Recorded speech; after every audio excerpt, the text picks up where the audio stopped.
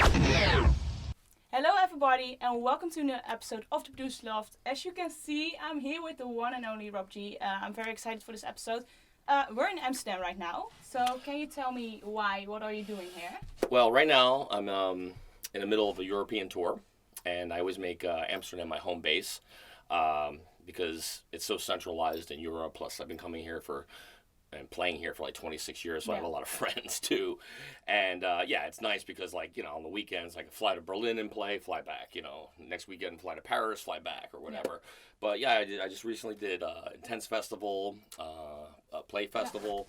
I was just in Paris and actually Berlin, all the places I'm naming. Yeah. This weekend I'm going to Italy to play Club Number One. And right now we're actually in this particular place in Amsterdam in the north. It's my boy Chem D's studio, which I like to use. He's so nice enough to let me use to do my solo work if I do need a studio while I'm on tour.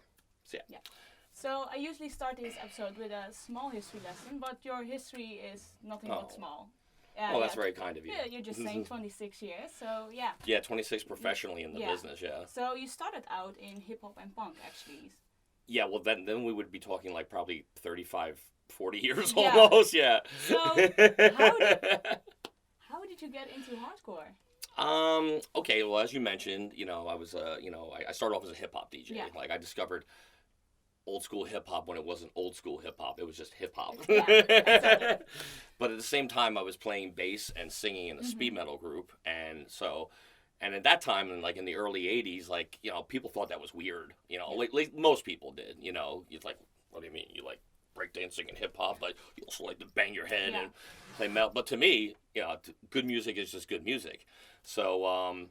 Throughout my high school years, I cultivated both of them, but I kind of leaned more towards the writing and the producing, a little less with the DJing actually. Yeah. And then I heard in America this sound that was called techno, which over here you guys were calling it house. Yeah. So we're talking about very early rave, classics, But in America it was being called techno. We're talking about things like Apotheosis, O Fortuna, L.A. Styles, James Brown is Dead, and stuff like that. And I was just like, what are these amazing sounds? Ba ba ba ba ba ba ba ba ba ba ba.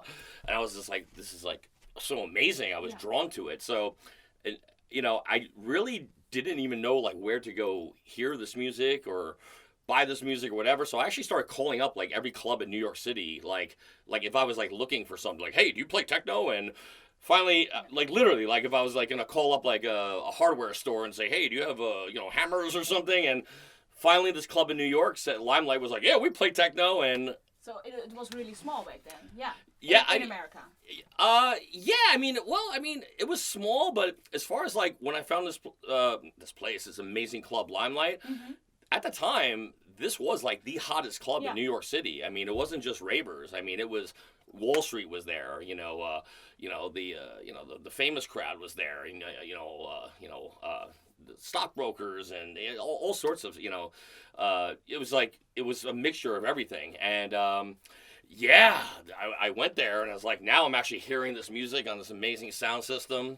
And, full transparency, I really wanted to try ecstasy. I did. And, it was amazing. And it just took me to this other level. And like I said, so I was really just a club goer at this point. But then, like any music lover, you want to hear this music, when you go home or when you're in your car. And I really didn't know the best record store to find any of this stuff at the time. And it's hard to walk into one of your major chains, especially with music, for the most part doesn't have words. So it's hard to say, hey, do you have this song that goes ba ba ba ba ba ba ba? Because there were no apps back then to check. Oh no, no YouTube, no SoundCloud, no Shazam, exactly. So eventually I did find some cool record stores, and you have to realize at this time I was really kind of done with the DJing. Okay. I was still writing, I was still producing, whether it was hip hop or metal or something, but I still want this music for myself to bring, to listen at home and in my car and everything. So I went out and I started buying some of the vinyls. I would ask the DJ at the time, his name was Jeff Mills, who was playing at Limelight, hey, what is this song, you know? And he was so cool and so gracious, you know, would just tell me everything. I'd get my little list together. And then writing a list? Yeah, or I would keep it mentally. Yeah, so I for some reason, I always had a good memory. I don't know about now, but definitely back then. No, I think it's still pretty good. But, so yeah, he was very gracious enough to tell me all his, you know, stuff he would play. And then I would go, like, tell the record store, you got to get this, and you got to get this. And then I would start making my own little, like, mixtapes, you know, actual cassettes. When I say tapes, you know. No MP3s, no SoundCloud, you know. And, yeah, I mean, I made them for myself, but I had other friends who were having the same problem that couldn't, you know, wanted to listen to this music around, you know, outside of the club. Yeah. And so I put on it Rob G because it's my nickname also, you know. And back then already. It was a nickname even before it was an artist name. And, so yeah, so I put on it like Rob G, and I made up stupid titles. It was like Rob G is on crack. I didn't smoke crack, you know. At least I tried it once, but nothing. But at the time, it didn't happen, you know. But anyway, so people started copying the tapes, and so word started getting around like, yo, you know, you should be playing here or something. And I was like, really? Go ahead. So actually, there wasn't anything. Not much like that yet, and you were the one who could give that to other people. As far as like outside of the club, I'm definitely one of them. I mean, the guys that were playing, Jeff Mills, you know, and stuff like, you know, like that, and you know, and then that was in the club scene, and then, you know, there was another DJ named Frankie Bones who was doing the Storm Raves in Brooklyn at the time. So I mean, there was, you know, I don't want to like take away from them in any way whatsoever. No, of course. But I did have my you know, group of friends that went to the Limelight that, yes, had the same issue that I had as far as, like, trying to listen to this music outside of the club. And I started to help supply this. Yeah. So there wasn't, so you were the supplier for your friends, and that just grew from it. Just kind of grew. Yeah. And then, so I guess so they were like, oh, yeah, you should play here. Yeah. And I was like, yeah, I would love to. So I made a little copy of it, you know, my tape, and gave it to the promoter. You know, it probably went in the garbage. Keep trying. I didn't hear anything from him. And then I was like, you know, Limelight played techno, as we called it, you know, Tuesday through Saturdays. Sunday was a rock night, you know, which I also went to because I was into that also. Tuesday was like techno, but it was also like industrial, not industrial like we know today. We're talking about gothic, like more like Sisters, just gothic music and stuff. Yeah, I won't say their name wrong. I think it's Sisters of Mercy or whatever. That's what I'm thinking of, but whatever. If I got that wrong, I apologize. It's been a long time. But anyway, so the promoter on the Tuesday, you know, he's a nice guy, but he did have like a bit of a drinking problem, and his focus kind of was like, I'm going to go to the club, I'm going to get my drinking tickets, and I'm going to go to the VIP room, and that's it. Yeah. He didn't really care about the club. No, I mean, he booked the shows, but he didn't care as much as the guys on Wednesday or Friday or Saturday. So I thought, I saw like an opportunity here. So what I did, I showed up at the club, you know, big, you know, red velvet ropes. And Tuesday, even though it was Tuesday night, still a very popular night. I mean, this club, I mean, you know, Limelight was the club in the early 90s. So I showed up there with my, you know, my 31 kilo record box. And just because I had a record box and I said, hey, I'm the guest DJ to the security, they're like, oh, okay. Yeah, come on in, you know. And I knew, like, where to walk because I used to watch, like, you know, the promoters and the other DJs where they walked. They didn't go up the stairs. They went through this little thing. So now, like, I got into the club for free. I'm like, well, this is great, you know. Okay, now, but I'm still determined that I'm going to go play. So I went up to the DJ booth, and there's this DJ. His name's Tony Fletcher. Super nice guy. Did not know him at all, you know. Yeah. And so I go up the stairs. You know, the booth was very high in this old church. Limelight was this old church that they converted to a club. Yeah. Oh, so cool, so cool. I wish it was still a club. It's like a market now or something. But it's kind of sad. Yeah, very sad. I mean, because there's so much history there. Yeah. And so I go to, you know, the booth, and with a straight face, I just look at this guy, and, you know, and I'm like, hey, Tony. He's like, hi. I'm like, yeah, I'm Rob G. I'm the guest DJ. Neville hired me. Neville was the promoter. He's like, yeah? I was like, oh, yeah, you want me to go get him? Like, you know, he's like, no, okay, it's not a problem, you know. And he's like, "What time do you want to play?" And I was like, "Oh, round 1." So I chose like a good time. Yeah. And I alerted some of my friends that I was going to be pulling this scam. Yeah. So I had like a little fan base there already. And it's good to note that there was a gentleman who was doing the lights there. His name's Arthur Weinstein. May he rest in peace. He's a fucking great guy. He's legendary in the New York club scene. He used to own this club, The World. And anyway, had whatever happened, he went up being the light man at Limelight. He knew I was full of shit. He did, but he did not say anything to Tony. What a hero. No, serious. He did grab me on the side. He was like, "Listen, I know you're full of shit, but I want to see what you got." Yeah. And because of his history, the club owner Peter Gation and everyone else like really held him in high regards. Yeah. Arthur Weinstein, who was doing the lights. So anyway, I get on and I'm like, "Yo, this is Rob G and blah blah blah," and that was another thing. Like, it wasn't so common for the DJ to really get on the mic and announce themselves. I mean, today everyone's on the microphone and doing everything, but to me it was just natural because I would also sing in my metal group or rap in the hip hop thing. And also, I wanted people to know who's playing right now. Yeah, of course. Yeah. And get your name out. Yeah, so I started doing this like every few weeks to the point where when I would show up at the club, the security was just like, "Oh, hey Rob, it's good to see you again." Yeah. And I guess the big breaking point for me that really made me was I was like, okay, I heard that the DJ on Saturday night was not going to be there, and that the promoter, different promoter, this other guy, Lord Michael, that was his name, his club name, Michael Caruso is his real name, he was going to replace that DJ for that one evening with 5 DJs. Okay. But I was like, well, it's going to be 6. Yeah, exactly. And so I showed up there. Now, when I showed up on Saturday, security was like, "Oh, yo, Rob G, it's about time they gave you a Saturday night," So here I am. And, like, it was kind of weird back then. Like, now we all have these, like, dedicated time slots. Like, hey, you're playing 12 to 1, you're playing 1 to 2. For some reason, this club was, like, so casual that all the DJs kind of showed up in the beginning, and if you played a little more mellow, it was just known that you went on first, and everyone it just worked out. It wasn't like 12 to 1, 1 to 2. It was very lax. It was very like casual. Yeah, very casual. Yeah. So the other 5 had no idea that I'm full of shit, and I wasn't about to tell them. So here I am, and I'm playing, packed house, and it's a big club, thousands of people lying around the corner, and now Lord Michael comes up to me and hits me on the shoulder, and he's like, "Who the fuck are you?" I'm like, "I'm Rob G." He's like, "Who the fuck is Rob G?"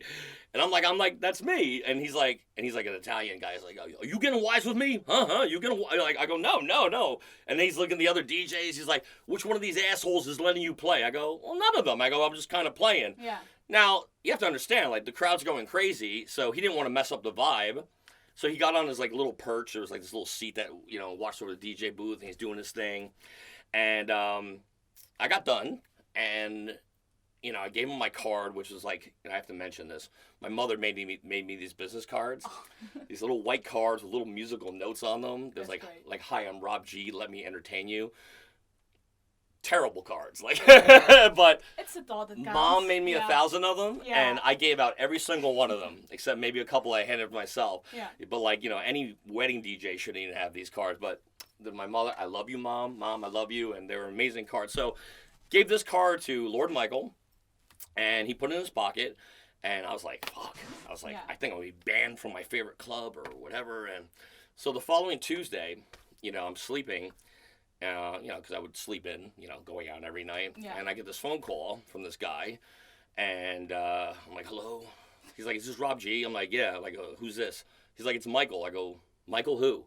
He's like, "Michael Lord." Now, I didn't realize during the day he switches his name to Michael Lord instead of Lord Michael. So I replied, "Who the fuck's Michael Lord?"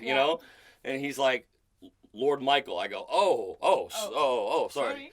And he's like, "Hey, listen, I hear you've been playing at my club for free for like the last few months, and you weren't supposed to be doing that." I go, "It's true." He's like, "Well, how would you like to do it for real?" I was like, "Yeah, I would love that." He's like, "Good. Your name's already on the flyer. You start this Friday, my night."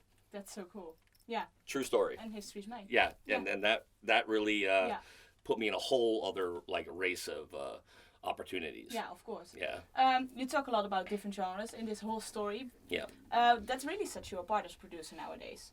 Yes. Do you still get lots of inspiration from those genres and back in the days? Or Oh, absolutely. Yeah. Yeah, totally. Yeah. I mean, from back in the day. I'm I'm always gonna be a big metalhead, a big hip hop guy. Mm-hmm. But I like opera. I even start to like country a little bit, like people like Johnny Cash and things.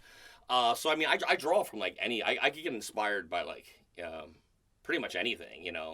Like I said before, and I say this a lot. Good music is good music. I don't see these boundaries and these walls. I recognize the different genres because I guess they need to be called something, but I don't see anything wrong with liking this thing and also liking this, which is kind of sad in the hardcore world sometimes. I was just gonna ask, because do you think that's a problem in the hardcore world? Not globally.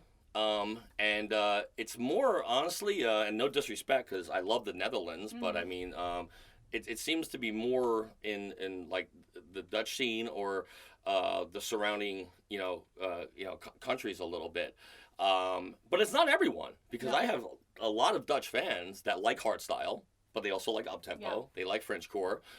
They like Johnny Cash. But you do have, for the most part, there is a certain majority, I feel, that it's uptempo or that's it. Yeah, exactly. Or it's Frenchcore or that's it. Or it's terror or that's it. And like, it's weird. Like I bounced, besides the metal and the other stuff, I bounced around all the hard genres as well.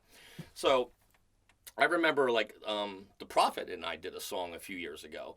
Now it was a hardstyle song. Yeah. But because it was like it's 150 BPMs, and I was playing some early music, so I was playing Mark Arcada Payne's "I Like It Loud." Do do do do do do. Everyone loves it. So I was like, let me try something. So I put in this song that The Prophet and I did, and everyone loved it. Yeah. Now I had kids who came up to me afterwards. This happened in Holland, and they're like, "Yo, what was that? Yeah. That was so cool. Like, is that like some old Rob G track that I didn't know?" And they're like, I was like, "No, it's a song with me and The Prophet. It's on Scantraxx." And they're like, "Oh, it's a hardstyle song. That's shit." Yeah. I go, "Do you hear yourself? Yeah. You just ran to find me after my set to ask me the name of this song. You said you loved it. The second I put a label on it, it was shit." Yeah. Like, they're like, "Okay, well, maybe this is one good hardstyle song." Like, it's silly. I think some people if they would just want to be part of this certain label. I'm like, I'm not gonna tell people what to like, and that's not my deal. Like, you must be so open-minded. But I would like to show that it's okay. Be comfortable with who you are. In all aspects of life, not just music. So you were just talking about how you had a track on Scantraxx and stuff. Yeah. Yeah. And I like snuck it in to an early set, and I had people approach me like, "Oh my God, this is so good." Do you feel like your music makes it possible for people to be more open-minded? I think so. Yeah. Because like I said, like even like in Holland, where there usually is like the uptempo room and this room and that room, I have a lot of Dutch fans who they like the hard style, they like the uptempo, they like the mainstream, they like the early, and so I think if I say it's okay, I mean, I think it makes people a little more comfortable to be okay with it too. And now listen, I'm not trying to like single out Holland or anything like that. It just kind of is what it is for the most part. It's also because I think like the festivals and stuff, we have so much of them. True. Yeah, so it's everything's a little bit normal for us, and we also are used to like a certain quality and a certain label and stuff. And I think that really it's also positive, but it can also work negative. Yeah, I mean, I definitely don't want to portray it as a negative thing. I think it's cool. Like, no one has the festivals that we have over here. Yeah. So there is a reason to have this kind of room and that kind of room. So I have nothing wrong with like DEF CON or Dominator doing all their different things. Of course, that's amazing. it's just like behind the scenes, it's like I just wish some people just weren't so angry. You know, you know what, you don't have to like it, but you don't have to hate it. Hate is just like such a strong word. It's you so know. negative. Yeah, that's it. And the reason again I'm definitely not singling Holland out. I love Holland very much, and Holland's been very good to me. But when I do play in America, I can play like all the different genres kind of like in 1 hour, and it's cool. Or in South America, or Japan, or Australia, and that's cool too. Yeah, but sometimes it's nice just to play one kind of thing. So it goes both ways, Because I was gonna ask that the scene here, how is it different from like in America? Because it is, I think, quite different. Well, that would be one of the main things. Yeah. Like for instance, I just played EDC, Electric Daisy Carnival, Yeah. a few weeks ago. So it's mostly hardstyle on the BassCon Wasteland stage, which is funny because like in the 90s when I used to play EDC, it was a hardcore stage. Yeah. I mean, we even did a Thunderdome stage. It was like me and Buzz Fuzz and Three Steps Ahead, God rest his soul, and I forget a bunch of other people. And then they stopped doing a hardcore stage, and there was no hard dance at all at EDC. And then I think they did a Q dance stage 1 or 2 years, but then I want to say 2011 or 12, something like that. But then they decided to do their own brand, which is BassCon Wasteland. But again, it's predominantly hardstyle, So the only hardcore acts this year were Angerfist, me, and a guy who's been around for a while in the music scene, but not in hardcore. His name's Little Texas. He's a really cool dude from. He wears like a cowboy hat. And shout out Little Texas, he's my homie, But he's a cool dude. Yeah. But we're the only hardcore people, But like I said, we were I know like in my set, like I played a little bit of everything, and you had the same people who were just listening to Guns for Hire before, or Sub-Zero Project, whoever, like everyone just like this is like I think they're. More other people are a little less judgmental. Like they're more just to have a good time. They're just happy it's there already. Yeah, like, I mean the possibility to be there. Yeah, exactly. Because what it's like. I love the Beastie Boys, and they have some songs, these instrumental songs. They're cool. I get it. They're jamming out. It's not my favorite thing when I used to go see them. Metallica, love them so much. I probably do prefer their earlier stuff a lot more. I mean, there are some new things which I really like, but then there's some things in between I don't feel as much as I did with, say, Master of Puppets.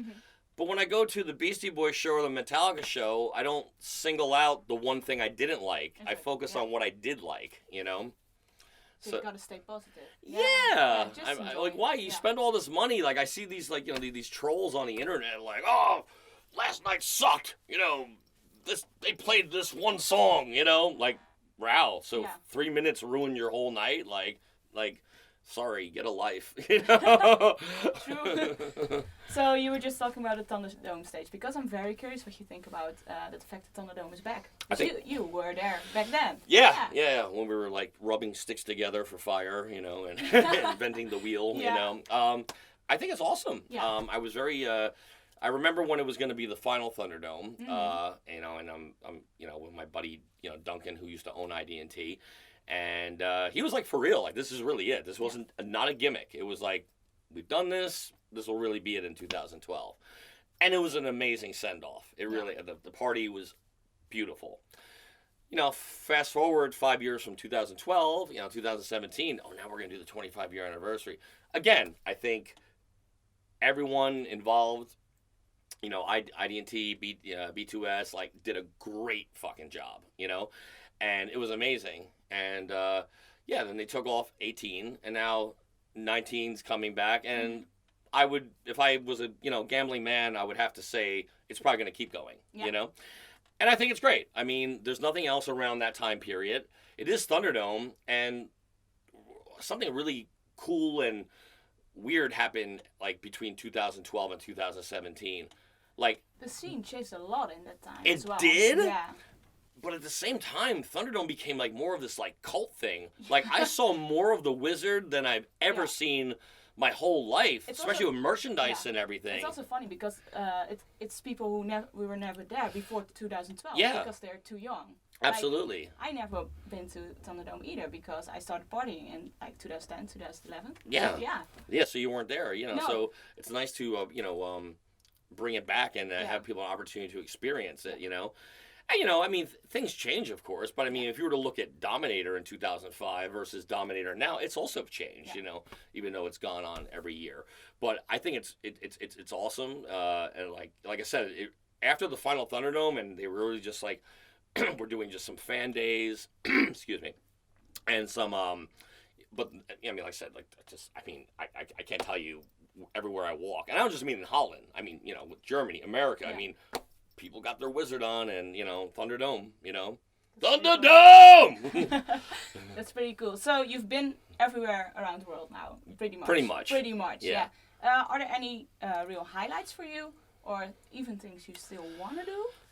Well, one thing I would want to do still, I haven't done so much of Asia, only Japan. So I definitely would like to do some China, some Singapore, and some Taiwan. I'm working on that right now, so hopefully that does happen for me. I know there's probably not that big of a scene there, if any. Yeah. But I would like, honestly, to go to the Middle East, Africa. I mean, Israel. I mean, I just really would just like to be. I love all the different cultures, and I would really like to not just experience them as on a holiday. I would like to just really bring my music there and see what happens. Share the music. Yeah. Yeah. You mentioned some highlights also. Yeah, yeah. You know. Yeah. Well, I mean, there's been quite a few. I mean, the most notable probably, and I didn't see this coming, was in 1996. I did this song "Ecstasy You Got What I Need." Yeah. And it was funny. At the time, I didn't want to be tied down to any label. Mm-hmm. So I was kind of making my rounds. I did something on Rave Records in The Hague. I did a remix for, DJ Paul on Rotterdam Records. I did an EP on Mokum Records. And I was always friendly with the guys from ID&T. And, they were doing my first round of official, merchandise that wasn't handled by me, which was actually handled by a company. Yeah. And like I said, I was already friendly with Duncan and Eric and DJ Weirdo, who's Dennis, who was Dennis Dolan, who was the A&R at the time. And it was just time for me to give them a record. So I gave them the 6-track EP. At first I played the whole, boom, boom, boom, like the typical Rob G stuff. And then I had this other song, which was Ecstasy You Got What I Need. And I was like, Dennis... he's like, I love this. I was like, I got this one other song. It's kind of weird. it's hardcore at some point, but it's kind of hip-hop-ish in the beginning. And so I played it, and he's just smiling. Yeah. And just smiling. We're around it. He played it again. He's smiling more. And then, he called to Duncan something in Dutch. Don't know what he said, because back then... Well, even back now, that my Dutch isn't so great. Dutch now? Ik spreek Nederlands klein beetje.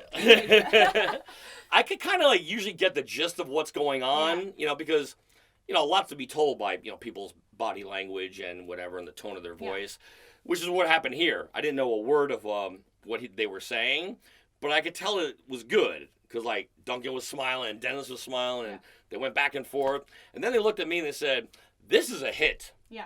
And this is going to be on the radio. And I'm like, I was like, what? And about a month later, I guess after it got released, I got a phone call. You have to come to Holland, now. I'm like, why? It's like, well, your song's in the charts. We have to shoot a video, and we have to really push it. Yeah. And that's exactly what happened. I was on the next plane. We shot the video here, most of it in Amsterdam, with no permits. I mean, I literally, it's not the Domrock, it's the street next to it, where you walk where all the shops are. There used to be a Midtown record store there, and we just started rolling the camera, and I was just and I treated it like a hip-hop video, me singing into the camera and whatever, and I mean, we're just walking, right? And as I walked down, I was actually there yesterday, reminiscing, and I'm like, wow, we literally just brought out a camera. It was a big camera too, one of those, big beta cameras or whatever. And we're just shooting this video. There's tourists there, there's whatever. Then we went on the tram again, and with a big boom box yelling and screaming. and then someone edited together and made this video, and yeah, history was made. Yeah, because actually I asked my followers on Instagram what they wanted to ask you, and I got like 5 times the question, well, where did the inspiration for that particular song come from?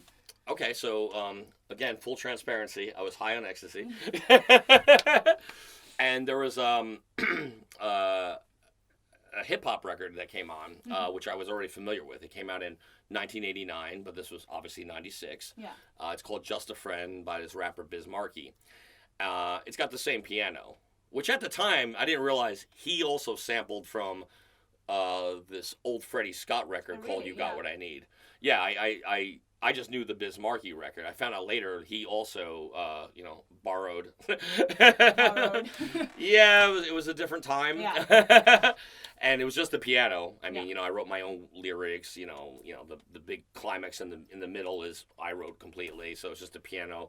But that's where I got it. So he's got this song like, oh, you got what I need, but you say he's just a friend. And I was just like, oh, ecstasy, you got what I need to make me feel right and to make me feel nice. So then I started writing the lyrics like high on ecstasy. I was having a bad day, nothing's going, and I started doing this thing. Got the lyrics done, and then the next day, sober, ish, I went in and I started, composing the track, putting the drums together and, the keyboards. And I didn't really have the biggest studio at the time still. So, and computers did not have the power they have today. No. Like, I could go to, my phone even and record for like an hour or something like that. Well, back then I had this little small computer, which all it did was control the MIDI, which made the keyboard and the drum machine talk to the sampler and whatever. But as far as recording vocals, I didn't have, I didn't have the money to go in a big studio and have it, done, like that, where someone could keep rewinding and punching you in. So my only option was to record it live to the DAT master that I was making, the little And at the time, I didn't realize this was such a big deal. I just knew I had to do it. And so, yeah, there I was, like, one take. I was like, I hit the record, and it doesn't. The music doesn't start on my first vocal. It starts on the third vocal. So it's like, I was having hitting the space bar. So you had to do that at the same time? Yeah, I was like, I was having a bad day, nothing going. And if you listen to the song, I mean, there's a lot of vocals. Yeah. It's full verses, mega choruses, with a little chatter at the end of me talking, and I did that in one take, and Really, yeah. Like I mean, yeah, like I said, it wasn't until like a few years ago I was with I was having some dinner with Nosferatu and Bass D, and I was telling this story, and they're like, wait a second. Yeah. Like, you just recorded this one take. I'm like, yeah. Like, they're like, dude. And I'm like, yeah, I guess right. Yeah, dude. Yeah. I didn't even think about it at the time, but yeah, that's impressive. Yeah, and that song got on the radio. Yeah. Crazy. It's most of the time, I feel like, when you got a certain surge of inspiration, those songs turn out the greatest. I think so too. Yeah. I really do. And it's like that's I always tell everyone, like, don't be afraid to take chances.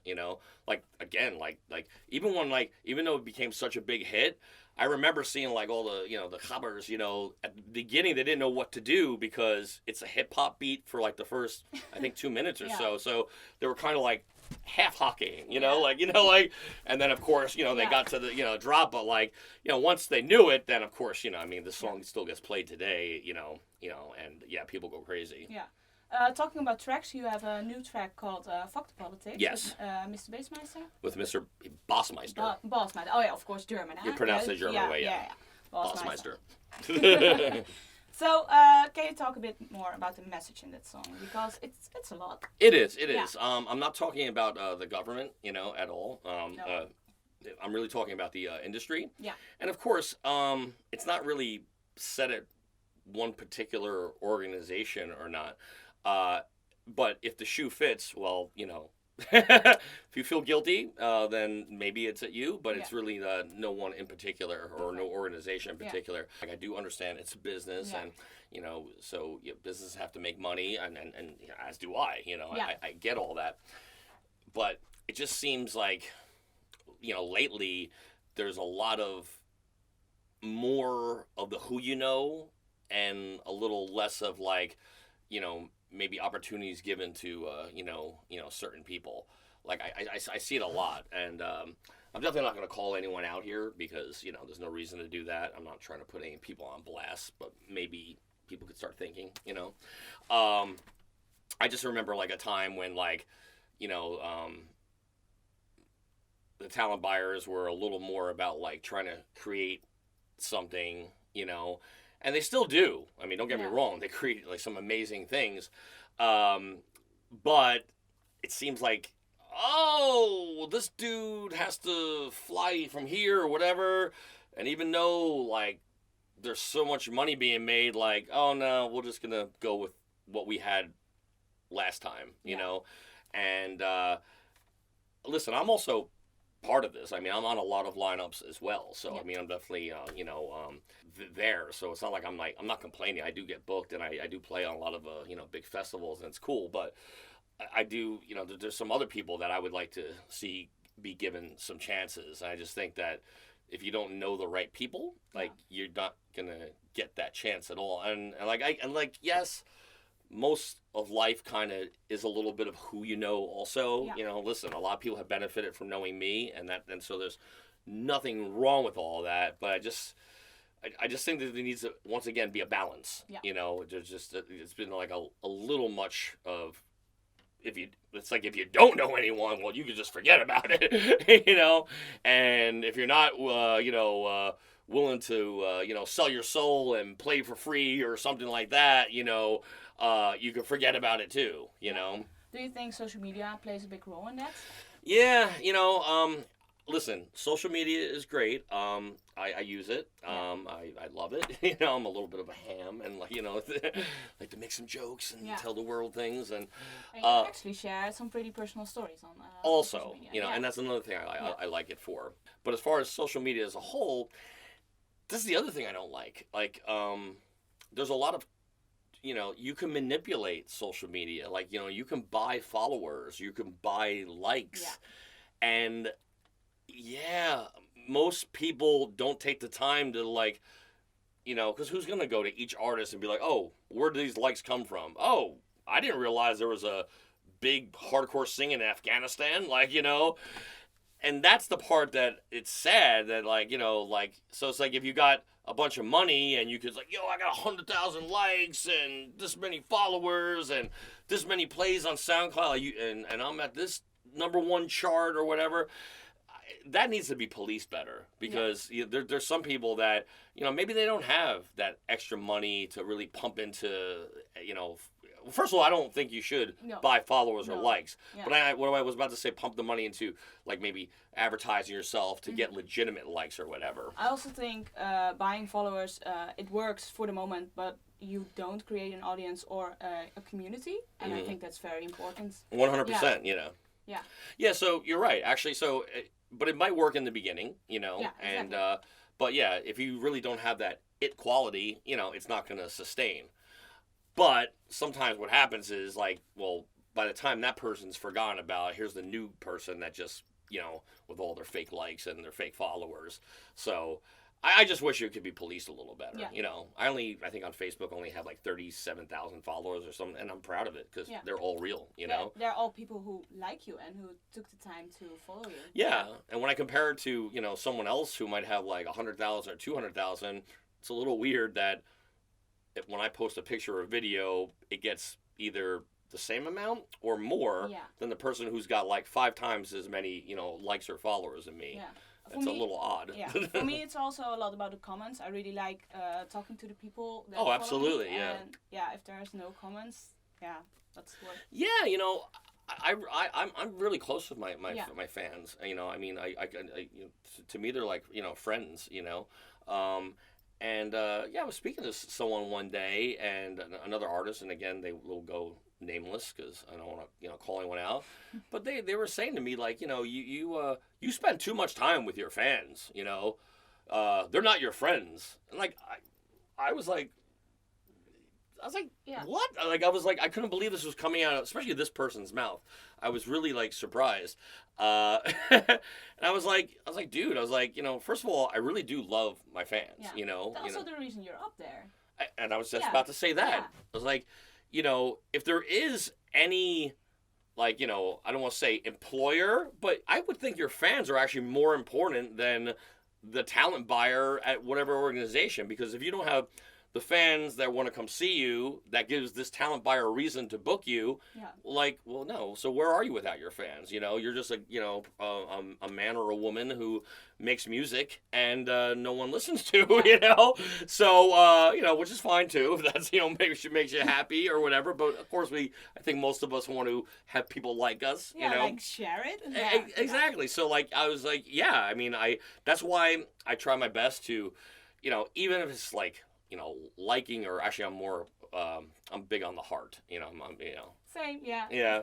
For men and women, Yeah. I don't, it's not like likes for the men and, and thumbs up for the men and hearts for the women. No, hearts across the board. Yeah. I'm all about, love. all about love, Yeah. so whether it's a quick little thank you or hey, or even a little like, emojis are great. I like to at least let them know that, hey, I appreciate it, and, sometimes it's hard to get to everything, especially if something's really exploding. But I really do try to do my best. Even like my birthday just passed, and I'm still trying to catch up. But like I usually, by the end of June, my birthday was May 26th, I usually do get to say thank you to everyone, between all the messages and, comments or whatever, Yeah. But yeah, fans are important. Yeah. Love them.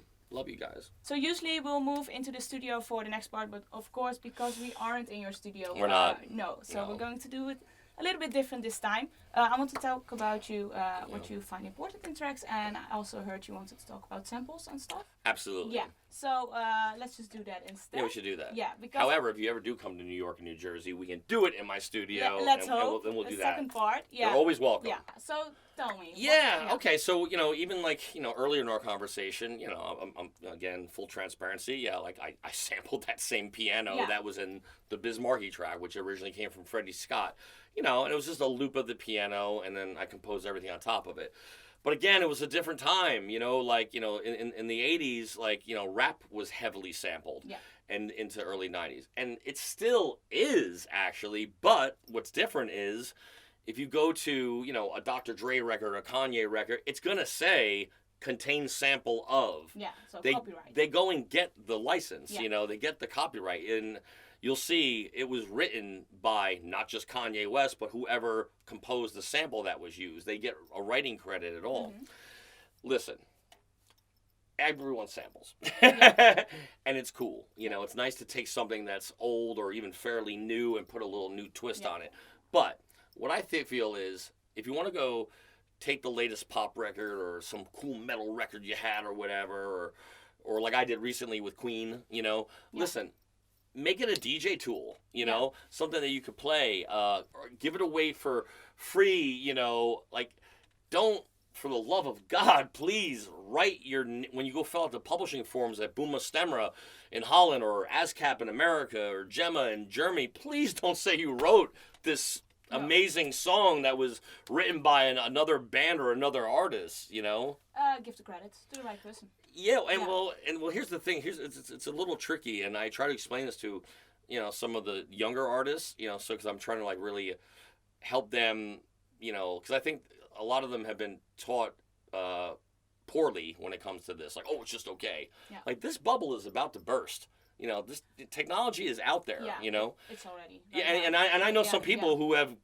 They've gotten smacked with some serious fines because they didn't get something cleared. So, thing is, if you want to sample, you need to get the permission because you're not just sampling what they wrote, you're sampling their performance of what they did in the studio. It's hard if you don't know the right people or have the right connections. If you call up someone at Sony or Universal, they might be like, whatever, we don't care. We don't. Who's this person?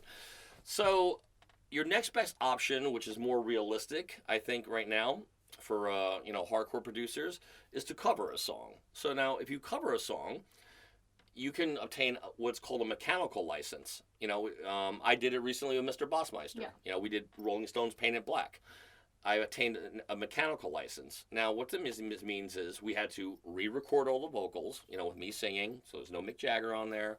We replayed all the music and even created more music, which the Rolling Stones didn't make. But we made it for this cover.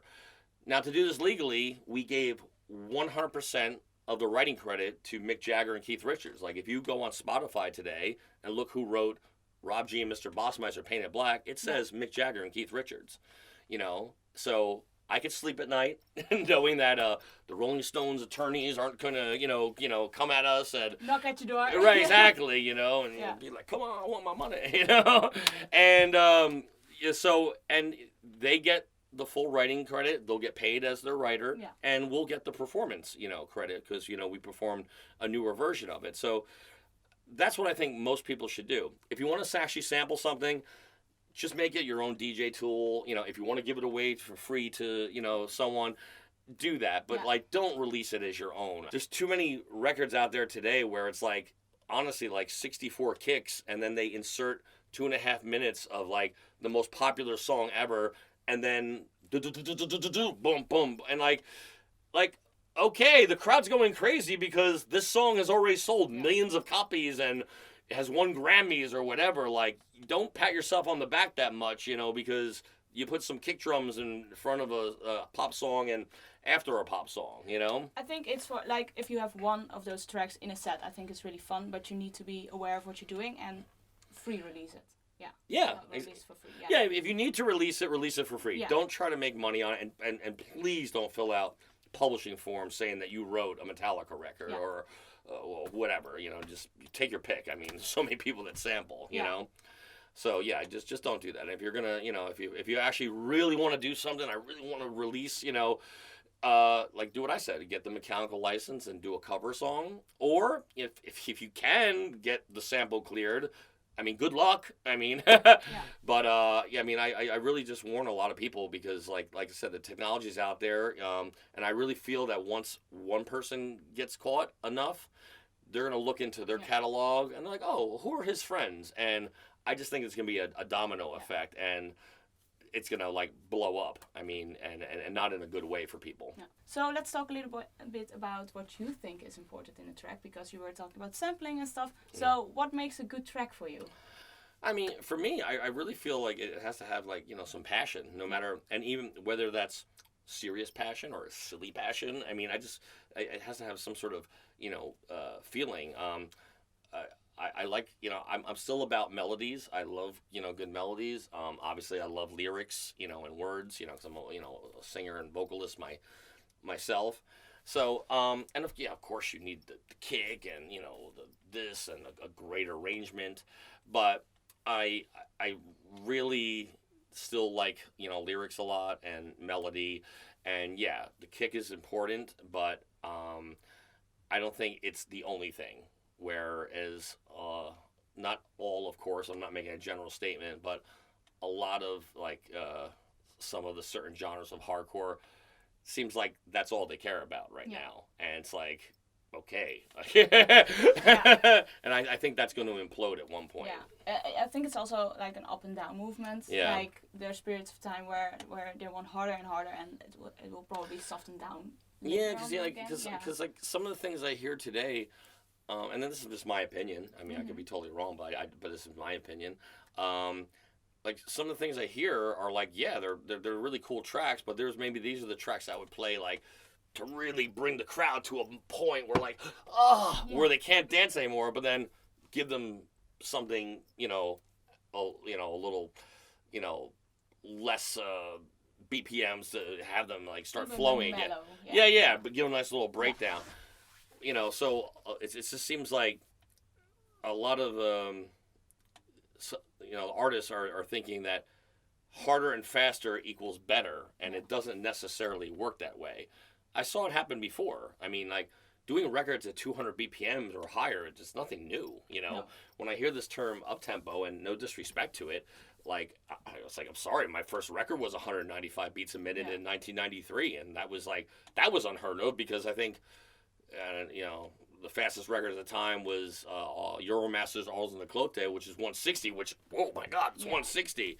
So, and there's some people who came after started going, harder and faster, but I don't think that necessarily, means better, If you got all the other elements, I think of like a good arrangement and, good melodies and lyrics, it could, but it doesn't have to. And I just think there's too much, like everyone just trying to be overload as much as they can, and it's like, so I go into some rooms, I hear like hours and hours of a climax, and I'm like, some rooms kids aren't even dancing anymore. No. They're just standing there like this, and I just think eventually that there's that crowd, even that crowd who's loving it right now, is gonna be like, yeah, it's a little bit of demand and supply as well. Yeah. Right now, yeah. True. I mean, I'm not gonna shy away from like there are a lot of people who like that, and listen, there's quite a few tracks in that genre that I do like, but there's also quite a bit that I don't. But I guess that goes for like any genre. I just think like me personally, I just like to have a little more feeling. Yeah. Okay. Well, that's what. So. Okay, that was all my questions. So if you have anything you still want to share, let me know and let them know. Yeah, I could say this. I don't think it's a secret. So a few years ago, 2013, my boy Neophyte and Tiem and I, we did something called Riot Squad. Yeah. Now, actually, it's funny because Riot Squad, the name was originally my first solo pseudonym. Oh, really? Yeah, it was my solo pseudonym in 1993. From my very first vinyl. I did this record. It was called, Riot Squad. The title was called Nonschlent to Stocken, which was, I took the word nonsense and I just tried to make it sound foreign. So it was like nonsense, nonschlent to Stocken. And I came up with this funny word. And the reason I had to be called Riot Squad was the label, this 12 Gauge Records in New York, they didn't want me to be called Rob G. They're like, it sounds too hip hop. And so I was kind of being sarcastic. I was like, well, just call me Riot Squad. They're like, oh yeah, that's good. We like that. So I did that, but it was a big hit. Yeah. The vinyl sold all over the world, and it got licensed to track number 1 on Thunderdome 3, which was really cool. Also, this was around the same time that I got the whole Limelight thing going. Everything just kind of worked at that time. Yeah. By the time I started to make my next couple records, I was allowed to call myself whatever I wanted, because I was like, now I want to be Rob G, and I always wanted to. I was Rob G. I didn't want to. So that name was retired a long time ago. So in 2013, Neophyte, Tiem, and I, originally Neophyte wanted to remix my song Ride in New York. And I was just like, well, why don't we do something like that? That's more for today, but kind of like the same thing. And so I re-recorded some newer vocals, but that were kind of like inspired from the earlier record.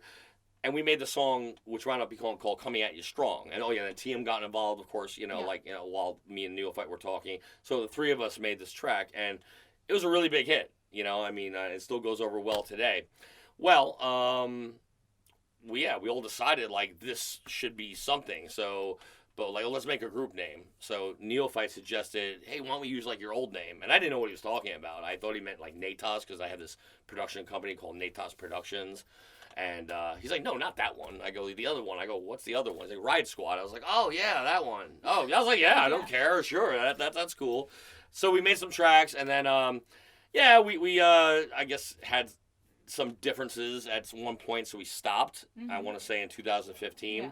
Still remain friends. But recently, we've been talking quite a bit, and we've definitely been dropping little hints on line or whatever, but we are back in the studio collaborating, and actually we got our boy MC Ali also joining us for the ride to make this next track, and we're really fucking excited and happy about it. That's really great. Because I really think the way that we mixed like the hardcore and the metal, I really love everything that we always worked on, and the stuff that we're I wish I could play you something, but I can't. But I'm really blown away where we're going right now. Because you love working with other artists. I do, and I particularly these guys quite a bit. Because you work with a lot of big artists as well. Yeah. I mean. Slipknot. As far as members of Slipknot. Yeah, true. I want to be clear. True. That's what got to be honest. Yeah. So like, because it's different to say Rob G and Slipknot versus Rob G and DJ Starscream, aka number 0 of Slipknot, of you know. But Still fucking cool. Yeah. Still very cool. And Shavo from System of a Down, you know, guys from Biohazard and Hatebreed. How does it work? Like, how do you start? Yeah. Well, this is how this happened. So, the year was 2001, and I did this mix CD called Vitamin G for a label called Brooklyn Music Limited in Brooklyn. Yeah, obviously. Not over here. Over there. Brooklyn versus Brooklyn. But they got the name, obviously, from Holland, you know, like so did many other New York names, you know. New Amsterdam. New Amsterdam. Yeah. That's it. Hell yeah. 100%.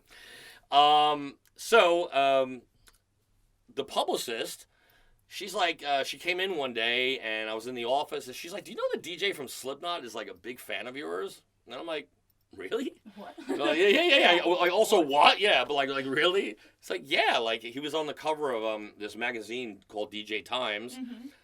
And he's like, yeah, he talks about you. It's a cover story. And so I open up the magazine and there he's on the cover, big shot of, you know, Sid. That's his, you know, real name.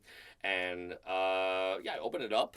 Rob G, like, I'm like, fuck. Really I was like, cool. yeah, I was like, this is really cool.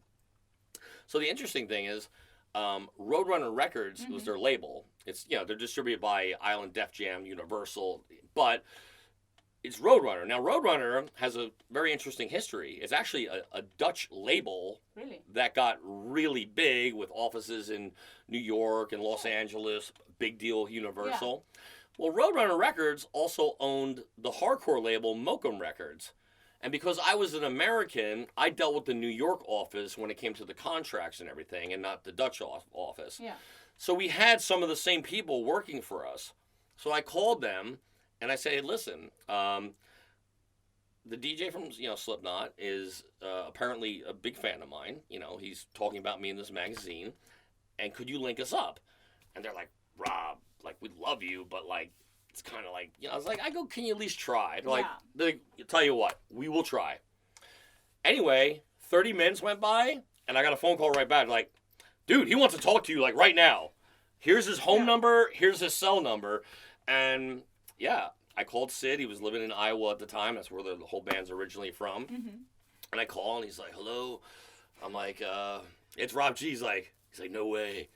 I go, yeah. He's like, seriously? I go, yeah. He's like, do the voice. I was like, and he was like, and we just hit it off. I mean, we like so much of the same shit, whether it's Family Guy or South Park or just, I don't know, fucking comic book, whatever. Just hit it off, you know? And that kind of really brought me into that world. And the way I became very friendly and very good friends with Shavo from System of a Down was I was in Australia with Slipknot. You know, they were on tour doing this big thing called Big Day Out. It was like Beastie Boys, System of a Down, Slipknot. So I was already, you know, now down with, you know, Slipknot and everything. And I used to hear every time I played in Los Angeles that the bassist from System of a Down came to see me. That's cool. And I was like, that's really cool. Yeah. But where is he? You know? Come to me. And, you know, you can notice him. He's got a shaved head. He's got this long beard that he ties like an elastic band. Like that's his thing. It's been his trademark for a while. So I never saw him. So I thought maybe some raver was just high and just saw some guy with the same sort of beard. I was like, oh, yeah, it's the bassist from System of a Down. Anyway, nothing ever came of it. But here I am in Australia. They're on the same tour. Me and Sid went to go see Carl Cox DJ in the other room. Cool. Fucking awesome. Ew. Love Carl. Yeah. I've known Carl for a while too. Great guy, awesome DJ. So it's me and Sid from Slipknot, Serge the singer from System of a Down, and Shavo the bassist. We're jamming out to Carl, you know. And afterwards, he's like, yo, come back to my trailer. We all go back, you know. And we're hanging out with Carl and, you know, Serge, Shavo, me, Sid, and, you know, a couple other people. You know, me and Shavo were talking, and I was like, can I ask you something? He's like, yeah, sure, of course. I go, do you come see me when I play in Los Angeles? He's like, every single time. I go, get the fuck out of here. I go, seriously? He's like, yeah, man, you're Rob G. I love Rob G. He's like, yeah, come on. I go, yeah, but how come you don't say hi? I was like, I'm a little shy, you know? A little bit awkward. I go, yeah, but you're like, he's like, yeah, I understand, but, you know, maybe the way I feel about your music is how you feel about mine. So it's really not about numbers. It's about, so, and I was just like, this is so fucking cool. And again, our personalities just really meshed together because there were still a couple more dates on that tour, and we were like, inseparable. We just hung out, got back to the States. I flew to LA, stayed with him for a while. He flew to New Jersey, and we just became really good friends. Yeah. I mean, and we still are today. Yeah. Yeah, and eventually, we're both musicians, so yeah, we tried doing a couple things together or whatever. He even joined us on stage at a Riot Squad show in Los Angeles. That was like a little surprise I had for Neophyte and TM. It was like, I think May of 2014. I was like, someone else is going to come on stage with us tonight. They're like, who? Like, they're a little like, what do you mean? I was like, is he okay? Oh, yeah. Yeah, but whether it's Shavo or Sid or a lot of other, they're just great guys, And I've met a lot of other people from being in that world. And yeah, some people's phone numbers I chose to keep in contact with. Some people I didn't, Some you just connect with. It's just like normal people, exactly. Like these particular two and some others, we could talk about, are like, they're real friends. Yeah. And there's some other people who, I think they're cool. Their music is awesome. But we just didn't click like we did. So there's no reason for us to continue to talk, I think we can keep talking for at least 5 more hours. Maybe 5 more days. Yeah, exactly. So I want to say thank you so much for having me here. And thank you. In the month you're here in the Netherlands, so yeah. I really appreciate you taking the time as well. I had a lot of fun. Thank you so much for this conversation. If you're not following him anywhere yet and you enjoyed this conversation, please do. And of course, don't forget to follow me for more episodes, more vlogs, etc. So with that, we're going to say bye. That's awesome. Thanks for watching. Follow her, follow me. Follow us. Yes. Thank you. Yeah.